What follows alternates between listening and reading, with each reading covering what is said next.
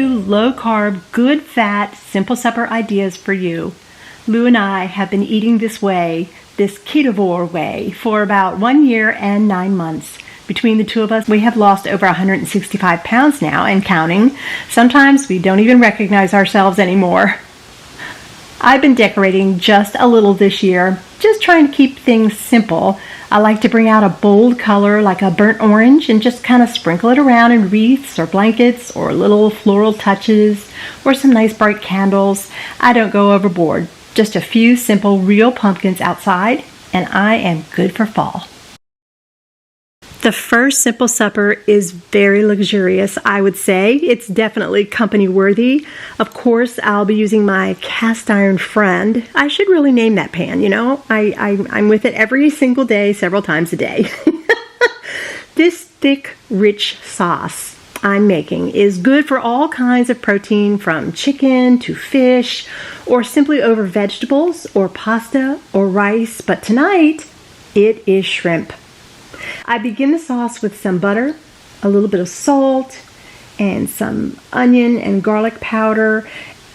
I do not like pepper any longer, so I do not do salt and pepper, as though, you know, been saying it for years and years, just add a little salt, add a little pepper.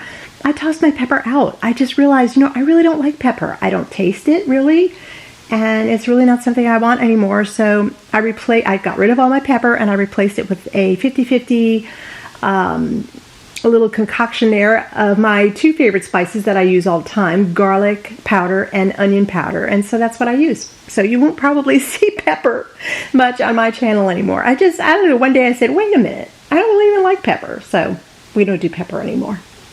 Then I add about 2 tablespoons of my favorite pesto. Wow, that really gives a punch of flavor to this dish. I'm telling you, don't leave that out. I always like to add some fresh lemon as well. You know, that is just always perfect for any seafood. I also like to put in a teaspoon or so of just some nice Italian seasoning. Nothing fancy, nothing special. If you just want to use fresh basil or fresh parsley or even some fresh rosemary, that would be absolutely delicious in here as well. Just absolutely delicious. And for a great flavor as well, a thickener. And I add about a half a cup of grated Parmesan cheese. Always have that on hand, friends. It is so good and adds so much flavor to so many things. You want to simply just whisk it around the pan a bit, just kind of get everything all melted up. Then I add about 1 cup, I'd say. You know, just leave all this stuff out because you'll be going back and forth a little bit because you want to make it to your liking. 1 cup of heavy cream. And if you want to use half and half here, that's fine too. Heavy cream, I feel, gets the job done so much better. It is so tasty. And begin to just stir this around or whisk it around if you have a whisk. I'm going to change to a whisk here later. At this point, it's pretty thin, and this is the best point now to add your shrimp. And I just add frozen shrimp. These are Argentine red shrimp, and we get them we've gotten them before at Costco, but you can also get them at Sam's Club and probably also at BJ's. But this is our only protein for this dinner tonight, so I make certain that there's plenty of shrimp for both of us. Now, this is a very rich dish. This sauce is very rich. So not too much, you know. There was leftover actually. I probably put in a few shrimp too many, but it's okay. It was good for lunch the next day. And I'm also going to add. I'm really just going to let that cook for a while. Okay, the shrimp just take a few minutes. Just keep your eye on it. I add a little bit more cream cheese to it. Just because I just want to make sure that it gets nice and thick and rich. And probably, I don't know, I've probably added about 4 ounces, maybe not quite 4 ounces of cream cheese to this total dish. And just let it boil, look how beautiful that is. That shrimp is getting cooked and just infusing that beautiful sauce with the lemon and the cream cheese and the just all those delicious flavors with the Parmesan and the pesto and the garlic and the onion flavoring. It's a good thing. It's a really good thing. When the shrimp is cooked, I'm just going to take it right out with my little spider thing there and get it all on a plate. And I'm just going to put it aside for a little while because one thing that you want to make sure that you do is get this sauce nice and thick.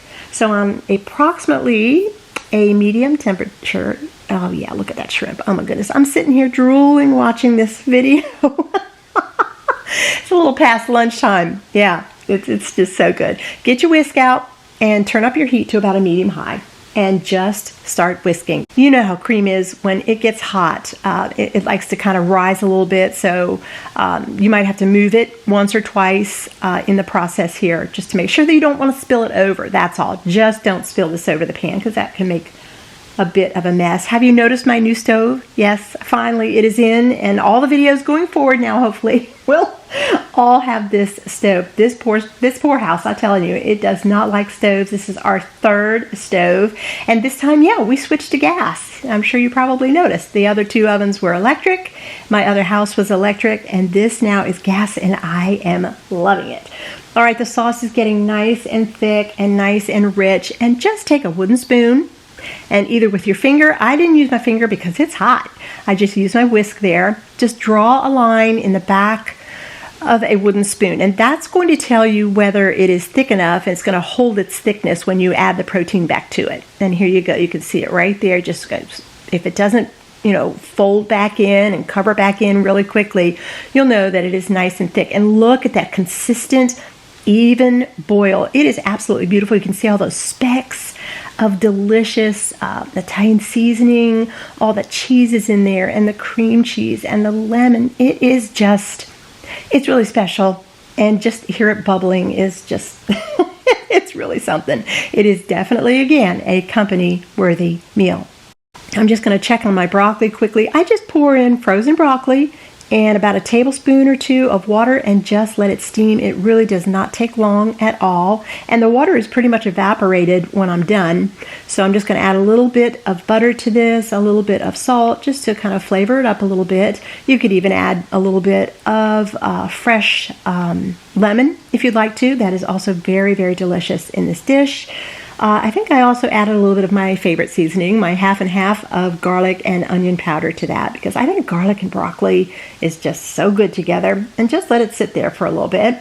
I'm going to put my shrimp back in my sauce now. It's been sitting there, and I just want to heat it through now. That's all. Just heat it through, and we are ready to eat. You don't want to cook it. Don't overcook your shrimp, because that is just a very unpleasant thing. So just make sure that it's nice and soft and pink, and you'll be good to go. And instead of rice or pasta or any kind of carb, of course, I thought that I would use my fancy plates tonight and put the broccoli as the bed on the bottom. That way the sauce, when I put it over, will go down over the shrimp and then down through the broccoli. And oh, by the time you take your first broccoli bite, it's so good. It's just absolutely soaked in this delicious, rich, buttery, cheesy, herby lemon sauce. It is really a special treat, and I'm just going to ladle it over this gorgeous plate. That beautiful shrimp and that beautiful green broccoli just pops out on the bottom. Yeah, this is special. If you had a dinner party and you brought this to the table to everyone's place setting, you would hear a lot of oohs and ahs. Look at that.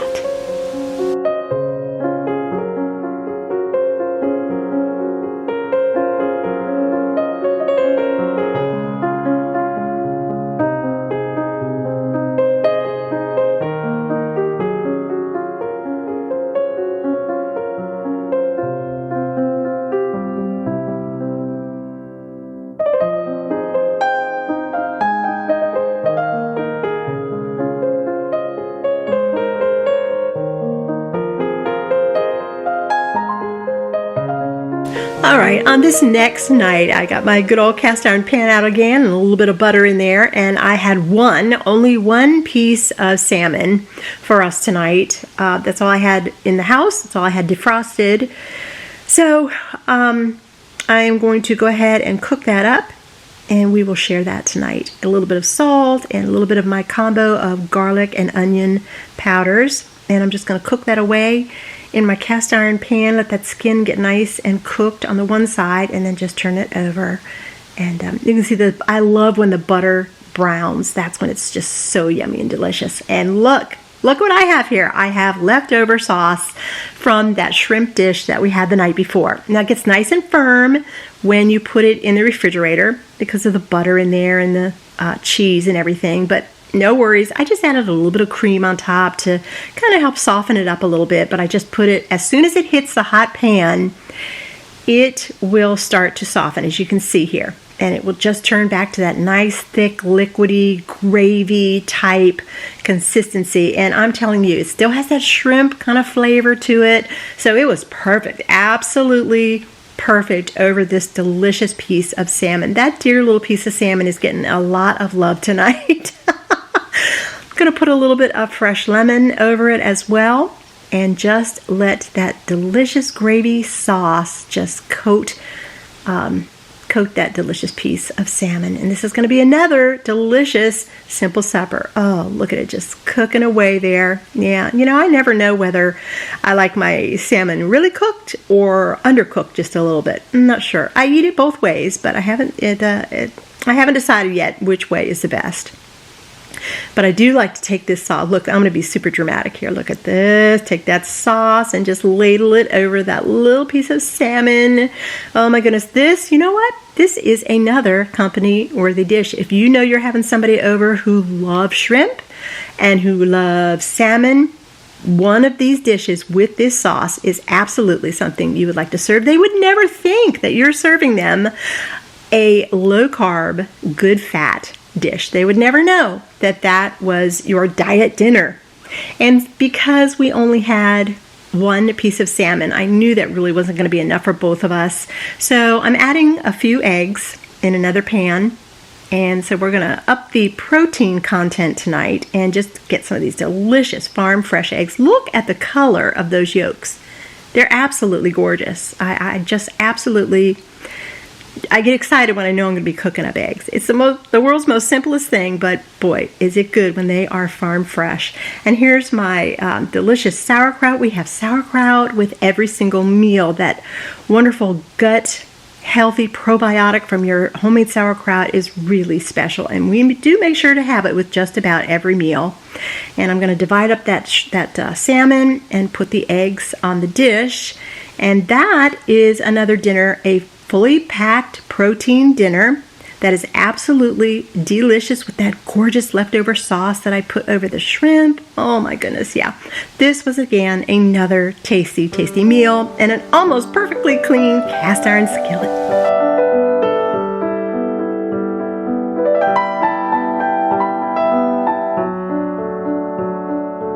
All right, it was a hot day today, but I decided I wanted to cook outside anyway. You know, I am really loving this cast iron grill outside. It is so much fun to cook in. I decided to cook a whole pound of bacon because I knew that, first of all, it just tastes so good when cooked on this grill. So I just put the whole pound on there. I'll use it for another meal, I know. And I have my pot out there, my cast iron pot, with some more broccoli in it. We had broccoli on this night. I'm not sure it was exactly the next night, but we do have broccoli quite often. And broccoli or green beans or sometimes cauliflower. I had one New York strip steak left, so I cooked one steak for the two of us, which I usually do. And that bacon, look how delicious that bacon is. It is so golden, and really it's absolutely perfect. And it's very hard to collect the juices from the bacon when you cook on here, so I like to take advantage of the bacon grease while it's on there. And I'm just going to throw my steak right on top of it, and no butter or any additional fats, just that bacon grease that's on there. And wait till you see how beautifully it cooks up that beautiful piece of steak. Oh my goodness, just turn it over. You can see how nice and golden brown it is. We still like to have our meat fairly pink in the middle. That is the best way that we like to enjoy it. So I'm going to keep an eye on it and not let it get overcooked. And I check the pan out here and make sure that the broccoli is cooking to my liking. I love taking this pot out here and just throwing it on the grill because it gets hot enough to where it really does steam that broccoli just beautifully. Put the lid back on and let it go just a little bit longer. Season my meat with salt, pepper. There it goes. See, I said it. No pepper. Salt and onion and garlic powder. And I put it on the broccoli as well.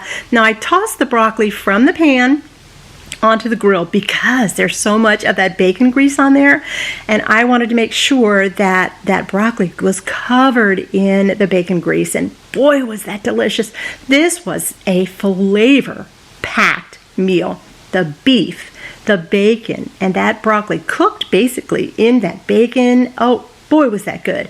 And here I'm using the broccoli again as our bed instead of any kind of a pasta dish or rice dish or any kind of potato, because we don't eat that. And it was just perfect. I just kind of stacked that half a steak on this plate with a couple pieces of bacon, and that, my friends, along with our sauerkraut, was our delicious dinner. Oh my goodness. And we sat outside. It was a beautiful early fall evening, just right. The sun was just coming in, and look how beautiful. Oh my goodness, that broccoli is, I love broccoli. I really do. Now our next meal, actually, I decided to keep it simple on this night, and we do this many times. Yep, bacon and eggs. That's all we had. That's bacon left over from what we had the night before. Cooked up a bunch of eggs, and I'm still doing that experiment with my sourdough. I'm trying to see if my body, now that I am not insulin resistant anymore and my sugar is low, and I'm trying to see if I can handle a little bit of my own homemade sourdough. And I make one piece, I toast it, and put a little butter on it, and then I cut it in half, and Luke gets half a piece and I get half a piece. Honestly, we do that about 2 times a week, whether it's for breakfast or whether it's for lunch or dinner. And I have not seen any increase in my sugar, my daily sugar when I take it, and I haven't seen any increase in weight or anything like that. In fact, we're still losing. So I'm not worried about that sourdough bread. I will tell you if something starts to change. But for right now, for about 3 weeks now, we've been doing this, and it's all good. All right, and this night we are bringing out the vitamin C. Look at the color of those peppers. Oh my goodness, I really do love peppers. I think they are a beautiful vegetable, and they are packed, like I said, with vitamin C. And they're so delicious, really good. They're not the lowest in carbs, but they're not super high either. So, we just don't eat a whole bunch of them, just enough for a little bit of flavor. So, pepper steak tonight. I put my steaks in there first with a little bit of butter, and I season them with my salt and my onion and garlic powder mixture, and I make sure they get nice and soft. And then I'm going to throw in my beef, and I have one other little piece of sirloin now, and that's what I cut up tonight. It was a very little piece too, as you can see on the plate there. It wasn't a whole lot of beef, so I'm gonna, later on you'll see, I'm gonna add a little bit of egg to this dish as well. This was such a delicious meal. There's my sauerkraut again. If you guys would like to learn how to make this sauerkraut for yourself, it is so beneficial to your gut health. I have a wonderful video tutorial. I'll put it below for you, and check it out, and you will want to make your own sauerkraut. So many of you have contacted me and told me you have made this sauerkraut. Let me know in the comments below if you are one of those special people.